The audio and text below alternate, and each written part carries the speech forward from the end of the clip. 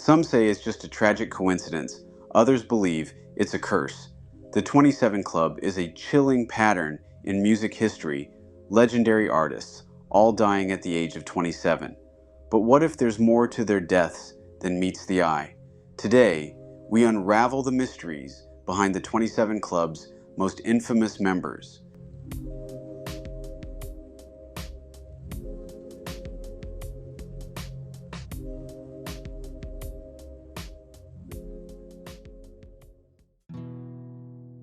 Kurt Cobain wasn't just the face of Nirvana, he was the voice of a generation, but his story ended in tragedy.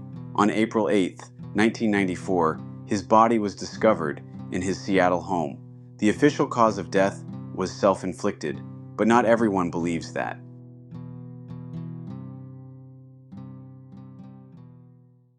The details surrounding Kurt's death are strange. A note was found, but many claim parts of it didn't match his handwriting. And then there's the drugs. 3 times the lethal dose in his system. Could he have even pulled the trigger? Some believe he was murdered. The prime suspect, his wife, Courtney Love. Private investigator Tom Grant, hired by Love before Cobain's death, claims she had a motive, but was it really a cover-up? Or just another tragic end to a troubled soul? Kurt Cobain was born on February 20th, 1967, in Aberdeen, Washington, to Wendy and Donald Cobain. His early years were marked by a love for music and art, but his parents' divorce when he was 9 deeply affected him, shaping much of the pain and alienation that would later emerge in his songwriting. Cobain formed Nirvana in 1987, and the band exploded into mainstream success with their second album in 1991. In 1992, he married Courtney Love, and they had a daughter, Frances Bean Cobain.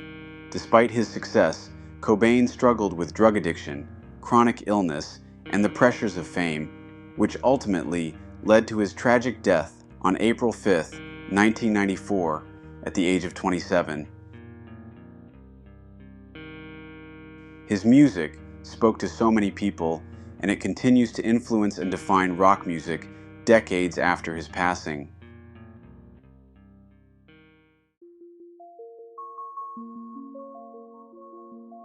Jimi Hendrix changed music forever, but in 1970, his story ended in mystery.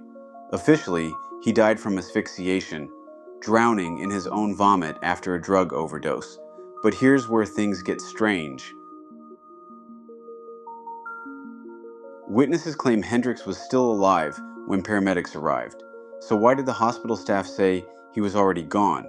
And then there's the story from his manager's former roadie, James Wright, who claimed Hendrix was murdered, deliberately drowned in red wine as part of an insurance scam. No autopsy was ever performed. No real answers were given. Was Jimmy's death just an accident or something far more sinister? Jimi Hendrix was born on November 27, 1942, in Seattle, Washington, to Lucille and Al Hendrix. Raised in a turbulent household, he found solace in music, teaching himself to play guitar and drawing inspiration from blues legends. After a brief stint in the U.S. Army, he pursued a career in music, eventually moving to England, where he formed the Jimi Hendrix Experience in 1966. With groundbreaking albums like Are You Experienced?, Axis, Bold as Love, and Electric Ladyland, Hendrix redefined rock music with his virtuosic guitar playing, innovative use of effects, and electrifying stage presence. Despite his meteoric rise, he struggled with the pressures of fame and substance abuse. On September 18, 1970, at the age of 27, Hendrix died under mysterious circumstances in London, officially ruled as asphyxiation from barbiturate intoxication. His influence on music remains unparalleled, with his revolutionary techniques shaping generations of guitarists and musicians.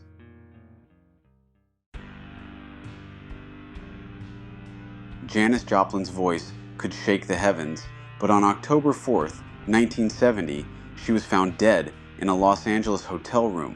Cause of death? A heroin overdose. But was it really that simple?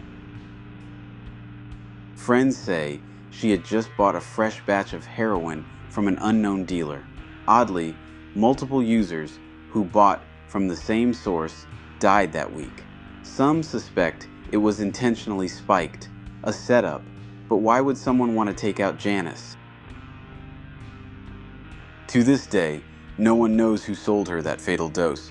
Was it a tragic accident or something more calculated?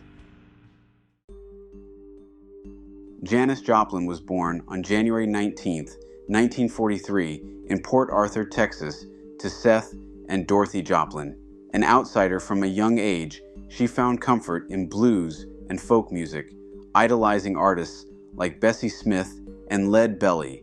After moving to San Francisco in the mid-1960s, she became the lead singer of Big Brother and the Holding Company, catapulting to fame with her powerful, soulful voice and electrifying performances. Songs like Piece of My Heart and Summertime showcased her raw, emotional style, leading to a successful solo career with hits such as Me and Bobby McGee and Cry Baby. Despite her success, Joplin struggled with loneliness, self-doubt, and substance abuse. On October 4, 1970, at the age of 27, she was found dead in a Los Angeles hotel. Her music and unapologetic spirit remain an enduring influence on rock and blues artists worldwide.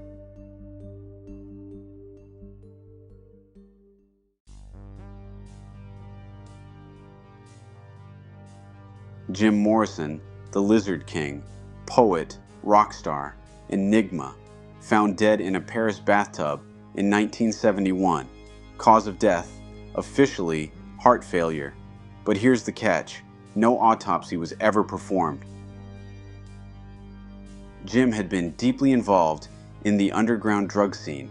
Some say he overdosed at a nightclub and was secretly moved to his apartment to avoid scandal. Others claim he faked his death entirely.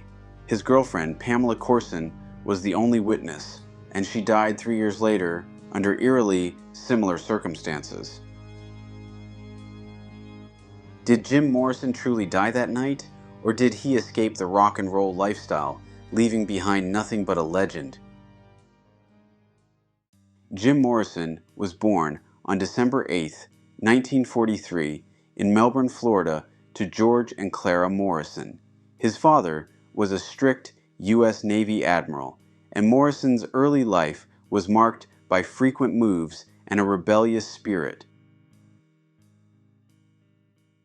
A voracious reader, he was deeply influenced by philosophy, poetry, and mysticism, themes that would later shape his lyrics. In 1965, he co-founded The Doors with Ray Manzarek, Robbie Krieger, and John Densmore, quickly rising to fame with hits like Light My Fire, Break On Through, and Riders on the Storm. Known for his hypnotic stage presence and provocative persona, Morrison became a symbol of counterculture and excess. However, his struggles with alcohol and drug use took a toll on him. In July 1971, he was found dead in a Paris apartment bathtub at the age of 27, with no autopsy performed, leading to speculation about the true cause of his death. Despite his brief career, Morrison's poetic lyrics and enigmatic presence cemented his legacy as one of rock's most iconic frontmen.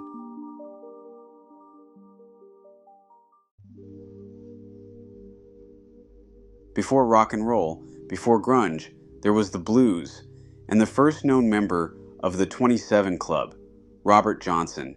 Legend has it, he made a deal with the devil at a Mississippi crossroads, selling his soul in exchange for musical genius. But Johnson's death in 1938 remains a mystery. Some say he was poisoned by a jealous husband.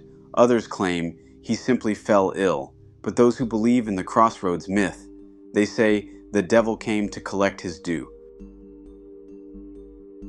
Robert Johnson was born on May 8, 1911, in Hazelhurst, Mississippi, to Julia Major Dodds and Noah Johnson. Raised in the rural South, he developed a deep passion for the blues, drawing inspiration from early Delta blues musicians.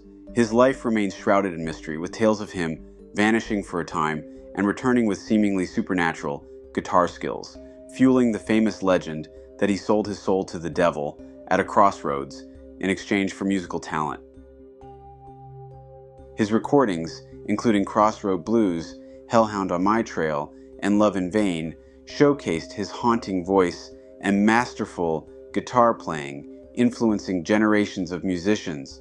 Johnson's life was tragically cut short in 1938 at the age of 27, reportedly poisoned by a jealous husband. The exact details of his death remain unclear, adding to the mystique of his legend.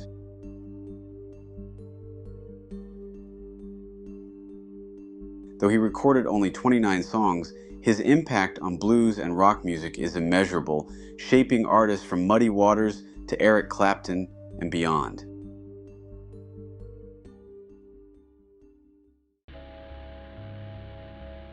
Amy Winehouse had a voice unlike any other, but behind her success was a dark struggle with addiction. In 2011, she was found dead in her London home. The cause? Alcohol poisoning. But the eerie part? She predicted it. Amy Winehouse was born on September 14, 1983, in London, England, to Mitch and Janis Winehouse. Raised in a musically inclined Jewish family, she was drawn to jazz and soul from a young age, developing a voice that was both powerful and deeply emotive. Her 2003 debut album, Frank, earned critical acclaim, but it was her 2006 follow-up, Back to Black, that catapulted her to international stardom with hits like Rehab, You Know I'm No Good, and Tears Dry on their own. Her music blended jazz, soul, and R&B with raw autobiographical lyrics, resonating with fans worldwide. However, Winehouse struggled with addiction, tumultuous relationships, and the pressures of fame, which were heavily scrutinized by the media. On July 23, 2011, she was found dead in her London home from alcohol poisoning at the age of 27, eerily fulfilling her own prediction that she would join the infamous 27 Club. Despite her brief career, Winehouse's unique voice and artistry left an indelible mark on modern music. Amy had spoken about dying young. She even told friends she didn't think she'd live past 27. Was this just a sad inevitability, or something far more chilling?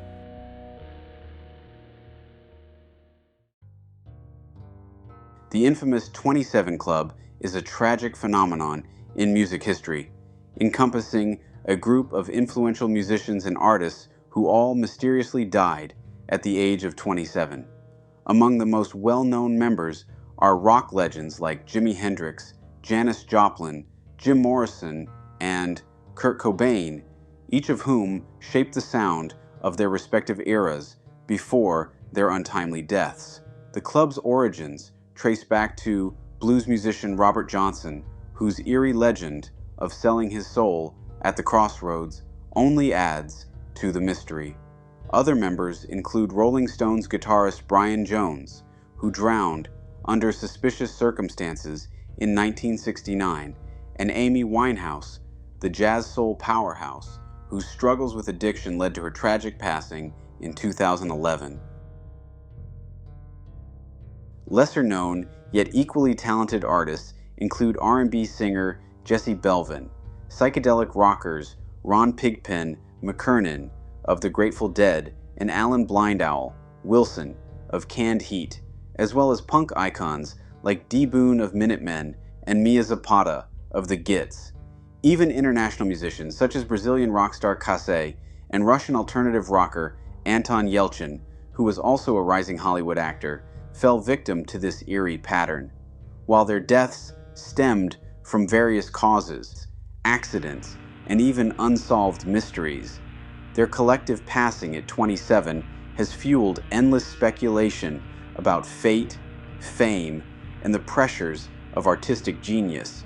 Whether coincidence or something more, the 27 Club remains one of music's most chilling legends. Is the 27 Club just a tragic pattern of young artists succumbing to the pressures of fame? Or is there something deeper at play? Some believe the music industry itself plays a role, pushing young stars to the edge, feeding their addictions, and discarding them when they burn out. And then there's the curse theory, an unseen force that takes artists at their peak, ensuring they remain forever young, forever legendary. But who or what decides their fate? The 27 Club remains one of music's greatest mysteries.